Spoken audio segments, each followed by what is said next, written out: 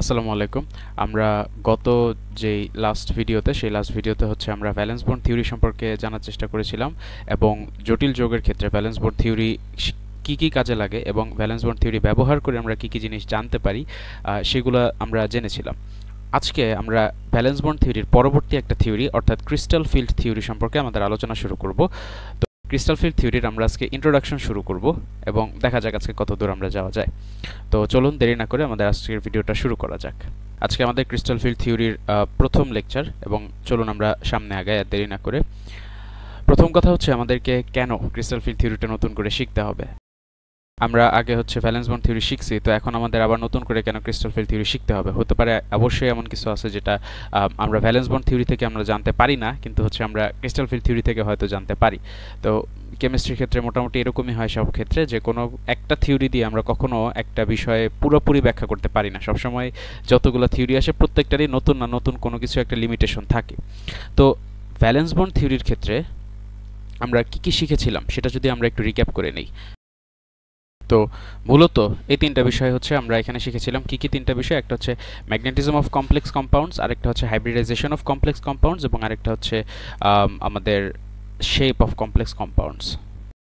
তো এখন সমস্যা হচ্ছে যে এই তিনটা জিনিস শেখার পর আরও কি কি আছে বা আরও কি কি উল্লেখযোগ্য বৈশিষ্ট্য আছে জটিল যৌগসমূহের, যেগুলো আমরা হচ্ছে ভ্যালেন্স বন্ড থিওরি থেকে জানতে পারি না, বাট ক্রিস্টাল ফিল্ড থিওরি থেকে আমরা জানতে পারি। তো আমরা যদি একটু খেয়াল করি, ভ্যালেন্স বন্ড থিওরি দিয়ে কমপ্লেক্স কম্পাউন্ডগুলো বা জটিল যৌগগুলো কেন হচ্ছে আমাদের বর্ণিল হয় বা বর্ণ গঠন করে বা বর্ণ ফরমেশন করে, এই জিনিসটা আমরা ভ্যালেন্স বন্ড থিওরি দিয়ে ব্যাখ্যা করতে পারি না বা ভ্যালেন্স বন্ড থিওরিটা ব্যাখ্যা করতে ব্যর্থ হয়েছে।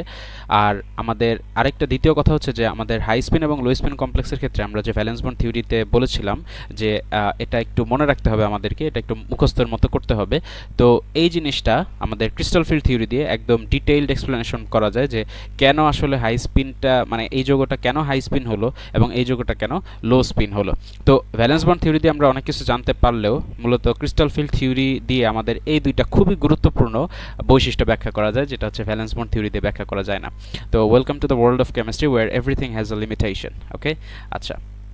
তো কমপ্লেক্স কম্পাউন্ড এর বর্ণ ফরমেশন এবং কমপ্লেক্স কম্পাউন্ড হাই স্পিন এবং লো স্পিন কেন হলো সেই বিষয়গুলো সম্পর্কে ডিটেলসে জানার জন্য আমাদেরকে ক্রিস্টাল ফিল্ড থিওরিটা শিখতে হবে। আচ্ছা, তো ক্রিস্টাল ফিল্ড থিওরির মূল থিওরি বিষয় শুরু করার আগে আমরা কিছু রিমাইন্ডার নিব বা কিছু জিনিস একটু রিভিশন করে নিব। সেটা হচ্ছে যে আমাদের যৌগের যে ডি অরবিটালগুলো আছে সেই ডি অরবিটালগুলো সম্পর্কে জেনে নিতে হবে। আমরা জানি যে ডি ব্লক মৌলসমূহ সাধারণত জটিল যৌগ গঠন করে থাকে এবং ডি ব্লক মৌলের যে সর্ববহিস্থ ডি শক্তি স্তর, সেই সর্ববহিস্থ ডি শক্তি স্তরে 5টা ডি অরবিটাল থাকে উপশক্তি স্তরে। তো 5টা ডি অরবিটালের নাম আমরা সবাই জানি, d x y, d y z, d z x, d x square Y square এবং ডিজেড স্কোয়ার। এখন আমাদেরকে আকৃতিগুলো একটু খেয়াল রাখতে হবে। এই যে 5টা ডি অরবিটাল, এই 5টা ডি অরবিটালের মধ্যে মূলত dx y, d y z, d z x এই তিনটা অরবিটালের যে ইলেকট্রন মেঘ বা ইলেকট্রন ক্লাউড, তাদের ইলেকট্রন মেঘের ঘনত্ব মূলত থাকে হচ্ছে দুই অ্যাক্সিসের মাঝ বরাবর। আর ডিএক্স স্কোয়ার ওয়াই স্কোয়ার এবং ডিজেড স্কোয়ার এই দুইটা যে অরবিটাল আছে সেই দুইটা অরবিটালের ইলেকট্রন ক্লাউড থাকে হচ্ছে অ্যাক্সিস বরাবর, মানে হচ্ছে এক্স ওয়াই অক্ষ বরাবর। আমরা যদি বিষয়টা একটু বোঝার চেষ্টা করি তাহলে সেক্ষেত্রে এরকম হবে বিষয়টা, যে ধরা যাক এটা যদি আমাদের অ্যাক্সিস হয়, এটা যদি আমাদের এক্স অক্ষ হয় এবং এটা যদি আমাদের ওয়াই অক্ষ হয়, সেক্ষেত্রে আমরা জানি যে ডি এক্স ওয়াইয়ের আকৃতিটা হয় হচ্ছে এক্স এবং ওয়াই অক্ষের মাঝ বরাবর তাদের ইলেকট্রন ক্লাউডটা বিদ্যমান থাকে। এটা হচ্ছে আমরা বলতে পারি ডি এক্স ওয়াই, যেখানে এটা হচ্ছে এক্স অক্ষ এবং এটা হচ্ছে আমাদের ওয়াই অক্ষ। এছাড়া আমরা যদি আরেকটা সেমভাবে আমরা যদি হচ্ছে ডিওয়াইজেড এর কথাও যদি কল্পনা করি, সেক্ষেত্রে আমাদের এই অক্ষটা এবং এই অক্ষটা যেহেতু ত্রিমাত্রিক, আমরা পুরোপুরি এক্স ওয়াই জেড না নিচ্ছি, আমরা যেহেতু দ্বিমাত্রিক প্লেনে আঁকছি আমরা হচ্ছে দুইটা অক্ষ করে নিচ্ছি। সো আমরা যদি এটা ধরি ওয়াই অক্ষ এবং এটা যদি ধরি জেড অক্ষ, তাহলে আমরা জানি যে তাদের আকৃতিটা হবে হচ্ছে এরকম, যে ওয়াই এবং জেড অক্ষ বরাবর তাদের ইলেকট্রনের ঘনত্বটা বেশি থাকে। এটার ক্ষেত্রে এই হবে হচ্ছে ডি ওয়াই জেড। এখন আমরা যদি D X square Y square D X square Y স্কোয়ারের কথা চিন্তা করি তাহলে বিষয়টা কেমন হবে। ডি এক্স স্কোয়ার ওয়াই স্কোয়ারের ক্ষেত্রে তার যে ইলেকট্রন মেঘের ঘনত্ব, সেই ইলেকট্রন মেঘের ঘনত্বগুলো বিদ্যমান থাকে হচ্ছে এক্স এবং ওয়াই অক্ষের বরাবর, এজন্য এটাকে বলা হয় D X square Y square. তো আমাদের যদি এটা আঁকি তাহলে আমাদের এটা হবে হচ্ছে এক্স অক্ষ এবং এটা হবে হচ্ছে ওয়াই অক্ষ। আচ্ছা, এবার আমরা যদি একইভাবে ডি জেড স্কোয়ার যদি আঁকার চেষ্টা করি তাহলে বিষয়টা কেমন দাঁড়াবে। এইটা হচ্ছে আমাদের মূলত ডিজেড স্কোয়ার যে অরবিটালটা আছে সেটা, এটার হচ্ছে ইলেকট্রন ঘনত্বটা মূলত জেড অক্ষ বরাবর বর্তমান থাকে। এছাড়া এক্স ওয়াই তল বরাবর এর ইলেকট্রন ঘনত্বের একটা অংশ, একটা ইলেকট্রন মেঘের একটা অংশ বিদ্যমান থাকে। তো এটা হচ্ছে আমাদের এক্স ওয়াই প্লেন, আর এটা হচ্ছে আমাদের জেড অক্ষ। এখানে জেড অক্ষ বরাবর ইলেকট্রনের ঘনত্বটা বিদ্যমান থাকে। তো এখানে আমাদের দুইটা জিনিস, একটু ছোটখাটো জিনিস একটু খেয়াল রাখতে হবে। প্রথম কথা যে জিনিসটা আমাদেরকে খেয়াল রাখতে হবে সেটা হচ্ছে আমরা মূলত যখন জটিল যৌগ নিয়ে আলোচনা করব তখন মূলত আমরা অক্টাহেড্রাল এবং টেট্রাহেড্রাল এই দুই ধরনের হাইব্রিডাইজেশন বিশিষ্ট যৌগসমূহ নিয়ে আলোচনা করব। কারণ আমরা ভ্যালেন্স বন্ড থিওরিতেও যখন আমরা পড়েছিলাম তখন দেখেছি যে সাধারণত অক্টাহেড্রাল এবং টেট্রাহেড্রাল এই দুই ধরনের হাইব্রিডাইজেশন যুক্ত যৌগই সবচেয়ে বেশি পাওয়া যায়। এছাড়া স্কয়ার প্ল্যানার পাওয়া যায়, যেটা হচ্ছে আমাদের ক্রিস্টাল ফিল্ড থিওরিতে অতটা কাজ করবে না। তো তাহলে আমরা মূলত অক্টাহেড্রাল আর টেট্রাহেড্রাল এই দুই ধরনের জিওমেট্রি বিশিষ্ট জটিল যৌগ নিয়ে আলোচনা করব। তো অক্টাহেড্রাল জিওমেট্রির ক্ষেত্রে আমাদের যেটা মনে রাখতে হবে, যখন লিগ্যান্ডগুলো এই জটিল যৌগের কেন্দ্রীয় মৌলের সাথে সন্নিবেশ সমযোজী বন্ধন গঠন করতে আসে তখন সেখানে তারা অক্ষ বরাবর বন্ধন গঠন করতে আসে, এবং টেট্রাহেড্রাল কম্পাউন্ডগুলোর ক্ষেত্রে তারা যখন বন্ধন গঠন করতে আসে তখন তারা উভয় অক্ষের মাঝ বরাবর লিগ্যান্ডগুলো সন্নিবেশ সমযোজী বন্ধন গঠন করতে আসে।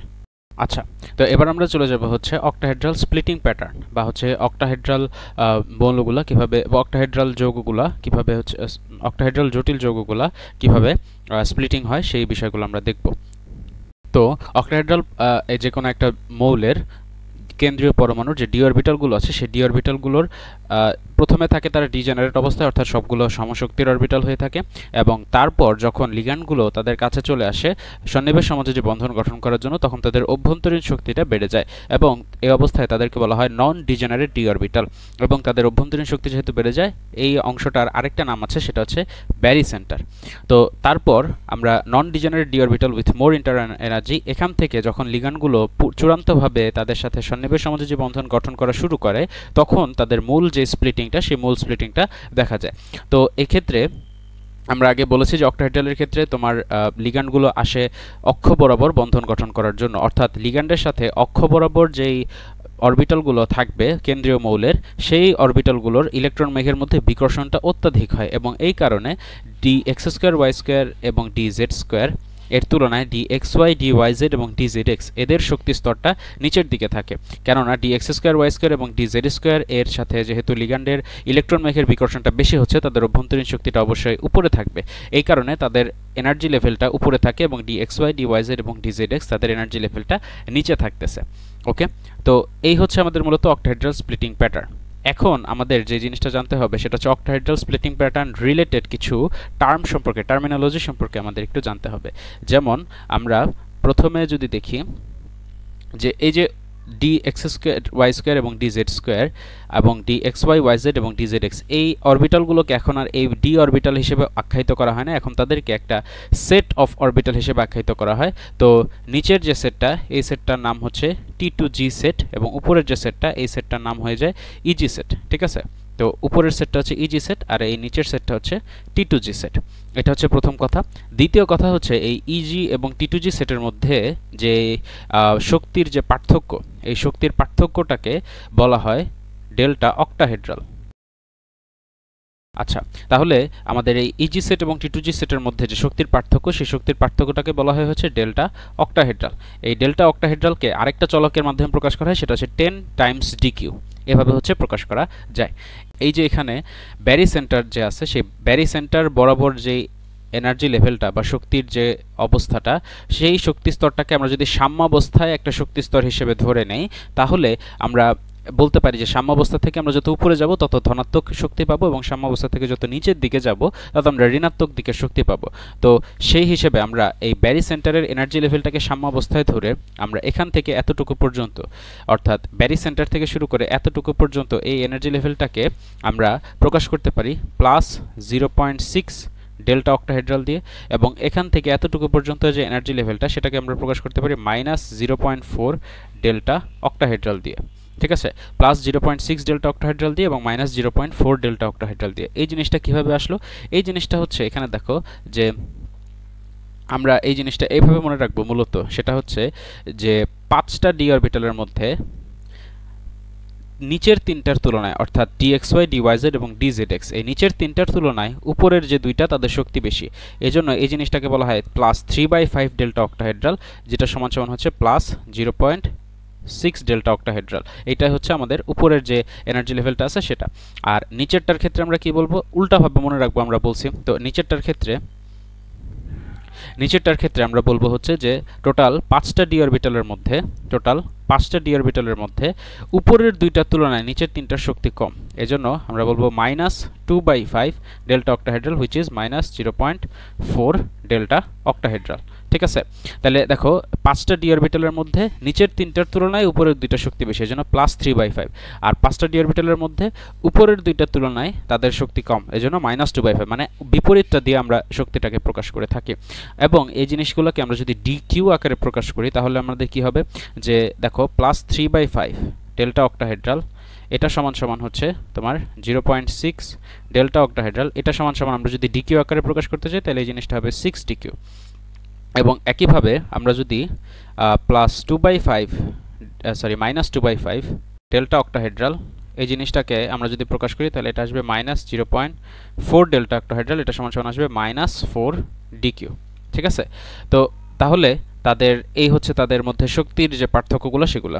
এই ডিকিউ এবং হচ্ছে ডেল্টা অক্টাহেড্রাল এই জিনিসগুলো আমাদের কেন লাগবে, এই জিনিসগুলো আমরা সামনের যে ভিডিওগুলো আছে সেখানে আলোচনা করব। এখানে শুধু একটা হিন্ট দিয়ে রাখি, এই জিনিসগুলো মূলত আমাদের কাজে লাগবে হচ্ছে ক্রিস্টাল ফিল্ড স্টেবিলাইজেশন এনার্জি বা ক্রিস্টাল ফিল্ড স্প্লিটিং এনার্জি এই বিষয়গুলো বের করার জন্য। এবং এই ক্রিস্টাল ফিল্ড স্প্লিটিং এনার্জিগুলো বা স্টেবিলাইজেশন এনার্জিগুলো যদি আমি জানি তাহলে আমরা হাই স্পিন এবং লো স্পিনের যে ব্যাখ্যাটা সেই ব্যাখ্যাটা ইন ডেপথ ডিটেলসে আমরা দিতে পারবো, যে কেন এটা হাই স্পিন হলো এবং কেন এটা লো স্পিন হলো, এটা কেন হাই স্পিনে অধিক সুস্থিতিশীল থাকবে এবং এটা কেন লো স্পিনে অধিক সুস্থিতিশীল থাকবে। তো এই হচ্ছে আমাদের অক্টাহেড্রাল স্প্লিটিং প্যাটার্ন। আমরা যদি আরেকবার একটু দেখি যে এখানে ডিজেনারেট অরবিটাল ছিল ডি অরবিটালগুলো, তারপর লিগ্যান্ড আসলো নন ডিজেনারেট হয়ে গেল, তারপর হচ্ছে এখানে এইভাবে স্প্লিটিং প্যাটার্নগুলো হলো। আশা করি এই স্প্লিটিং প্যাটার্নটা সবাই আমরা বুঝতে পেরেছি। এরপর আমরা চলে যাব আমাদের দ্বিতীয় পর্বে, সেটা হচ্ছে টেট্রাহেড্রাল স্প্লিটিং প্যাটার্নটা কীভাবে হয়। এটা অক্টাহেড্রাল স্প্লিটিং প্যাটার্নের ঠিক উল্টা ঘটনাটা ঘটবে, কারণ আমরা আগেই বলে আসছি যে টেট্রাহেড্রাল স্প্লিটিং প্যাটার্নে যখন বন্ধন গঠন করতে আসে তখন লিগ্যান্ডগুলো আসে হচ্ছে ইন বিটুইন দি অ্যাক্সিস। ওকে, তো এখানে আগের মতো প্রথমে হচ্ছে ডিজেনারেট ডি অরবিটালগুলো দিয়ে শুরু হবে এবং তারপর যখনই লিগ্যান্ড বন্ধন গঠন করতে আসবে তখনই ডিজেনারেট অরবিটালগুলোর বিকর্ষণের কারণে সেখানে নন ডিজেনারেট ডি অরবিটালগুলো তৈরি হবে, যাদের অভ্যন্তরীণ শক্তিটা বেড়ে যাবে। এবং এই অংশটাকে আমরা বলি হচ্ছে আগের মতোই ব্যারি সেন্টার। আচ্ছা, এরপর যখন লিগ্যান্ডগুলো বন্ধন গঠন করার জন্য আরও কাছে চলে আসবে তখনই মূলত হচ্ছে স্প্লিটিংটা তৈরি হবে। এবং আমরা বলছি যে এখানে লিগ্যান্ডগুলো বন্ধন গঠন করতে আসে ইন বিটুইন দি অ্যাক্সিস, অর্থাৎ আগের বার আসছিল হচ্ছে অ্যালং দি অ্যাক্সিস, এবার আসবে ইন বিটুইন দি অ্যাক্সিস। এবং তাহলে আমরা বলতে পারি যে xy dyz এবং dzx অর্থাৎ যাদের ইলেকট্রন মেঘের ঘনত্ব উভয় অক্ষের বরাবর থাকে তারা অধিক পরিমাণ বিকর্ষিত হবে, বিধায় তাদের শক্তির স্তরটা বা এনার্জি লেভেলটা হচ্ছে উপরে হবে। আর dx² y² এবং dz² তাদের এনার্জি লেভেলটা এবার নিচে হবে, অর্থাৎ আগের বারের ঠিক উল্টা।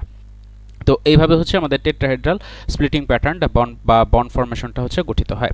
এবার আমরা যদি তাদের টার্মিনোলজিগুলো আবার যদি দেখি, এবার আমাদের একটু চেঞ্জ আসবে, সেটা হচ্ছে এই নিচের সেটটাকে আমরা বলবো হচ্ছে ই সেট আর উপরের সেটটাকে আমরা বলবো হচ্ছে টি2 সেট। আমরা আগের বার বলছিলাম হচ্ছে টি2জি এবং ইজি, এবার আমরা বলবো ই এবং টি2।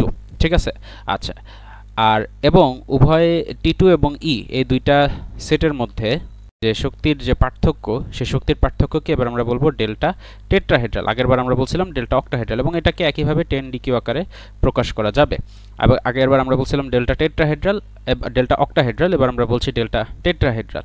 এবং আমরা আগেরবারের মতো এখানেও যদি ব্যারি সেন্টারটাকে শক্তির সাম্য অবস্থা ধরে নেই, হ্যাঁ ব্যারি সেন্টারটাকে যদি শক্তির সাম্য অবস্থা ধরে নেই তাহলে এইখান থেকে আমাদের যে টি2 সেট এই টি2 সেটের যেই শক্তির মাত্রা সেই শক্তি মাত্রাটা এবার আমরা যদি আগের টেকনিক ফলো করে যদি বলি তাহলে এইবার এটা হবে হচ্ছে +0.4 ডেল্টা টেট্রাহেড্রাল এবং এই নিচের যে পার্টটা এই নিচের পার্টটা হবে -0.6 ডেল্টা টেট্রাহেড্রাল। আচ্ছা, এই জিনিসটা কেমনে আসলো, অর্থাৎ টোটাল 5টা অরবিটালের মধ্যে নিচের দুইটার তুলনায় উপরের গুলোর শক্তি বেশি, এর জন্য 2 উপরে আর নিচে 5, তাহলে ডেল্টা টেট্রাহেড্রাল সমান সমান হচ্ছে 0.4 ডেল্টা টেট্রাহেড্রাল। এবং এটাকে আমরা যদি ডিকিউ আকারে প্রকাশ করতে চাই তাহলে এটা আসবে হচ্ছে 4 ডিকিউ।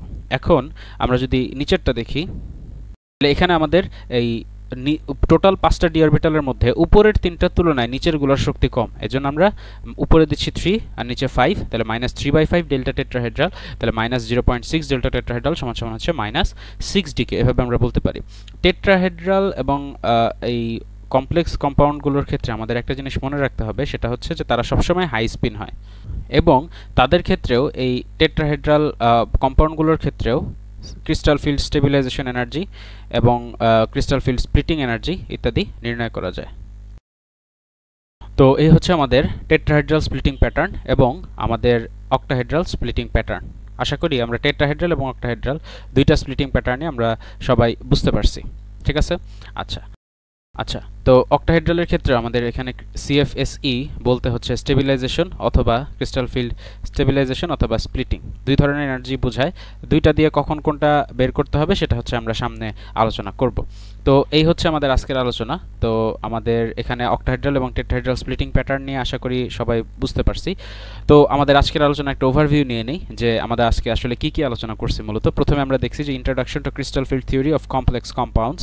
তো জটিল যৌগের ক্রিস্টাল ফিল্ড থিওরি জিনিসটা কি এবং জিনিসটা আমরা শিখতেছি যে সেই ইন্ট্রোডাকশনটা আমরা করছি। Brief discussions about the limitations of valence bond theory, আমরা ভ্যালেন্স বন্ড থিওরি থেকে কি জানছি গত ভিডিওতে সেটা আমরা আলোচনা করছি এবং ভ্যালেন্স বন্ড থিওরি আমাদেরকে কি দিতে পারে নাই সেই বিষয়টা আমরা বলছি। তো তাহলে আমরা এই জিনিসটা করছি। Recap of the shapes of the D orbitals, আমরা প্রত্যেকটা ডি অরবিটালের শেপগুলো কেমন হবে সেটা নিয়ে আলোচনা করছি। অক্টাহেড্রাল এবং টেট্রাহেড্রাল স্প্লিটিং প্যাটার্ন নিয়ে আমরা আলোচনা করছি এবং আমাদের যে টার্মিনোলজিগুলো আছে, অর্থাৎ সামনের ভিডিওতে ক্রিস্টাল ফিল্ড স্প্লিটিং এবং স্টেবিলাইজেশন এনার্জি জানার জন্য যে জিনিসগুলো দরকার, যে টার্মগুলো আমাদের জানা দরকার সেগুলো আমরা জেনেছি। তো আজকে এতটুকুই থাকবে। আশা করি সবার আমাদের অক্টাহেড্রাল স্প্লিটিং প্যাটার্ন এবং টেট্রাহেড্রাল স্প্লিটিং প্যাটার্ন এবং ক্রিস্টাল ফিল্ড স্টেবিলাইজেশন এনার্জি ইত্যাদি বিষয়ে বা এই টার্মগুলো সবাই ভালো মতো বুঝতে পেরেছেন এবং আমাদের ক্রিস্টাল ফিল্ড থিওরির প্রথম এই পর্বটা আপনাদের সবার ভালো লেগেছে। তো সামনে হয়তো ক্রিস্টাল ফিল্ড থিওরির দ্বিতীয় পর্ব নিয়ে আপনাদের সামনে হাজির হব। তো ততদিন পর্যন্ত সবাই ভালো থাকবেন, সুস্থ থাকবেন। আসসালামু আলাইকুম।